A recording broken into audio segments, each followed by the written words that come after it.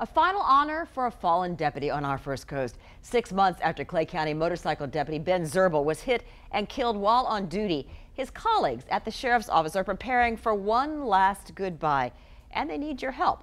Juliet Dreyer has that story tonight. The sound of shotguns fills the air at Saltwater Shooting Club in St. Johns County. Oh!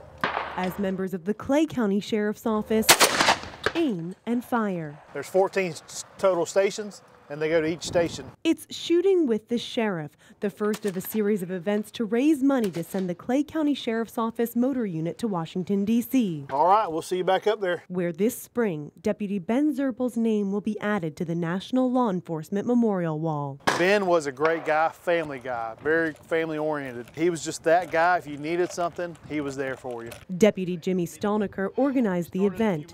He was also Deputy Zirbel's partner at the Sheriff's Office. It's very important for us to be there to support him, his family, and ourselves. The goal is to raise $30,000 to ensure Zirbel's comrades can make the trip.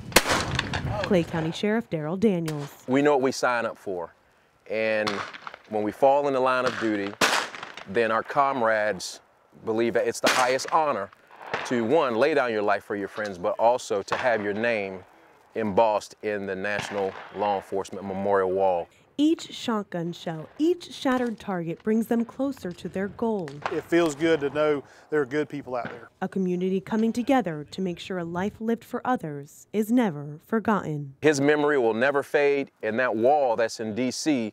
will ensure that his name is never forgotten. This is just the first of several fundraisers to raise money to send Deputy Zirbel's colleagues to Washington, D.C. So for more information, you can go to our website, firstcoastnews.com. In St. Johns County, Juliet Dreyer, First Coast News on your side.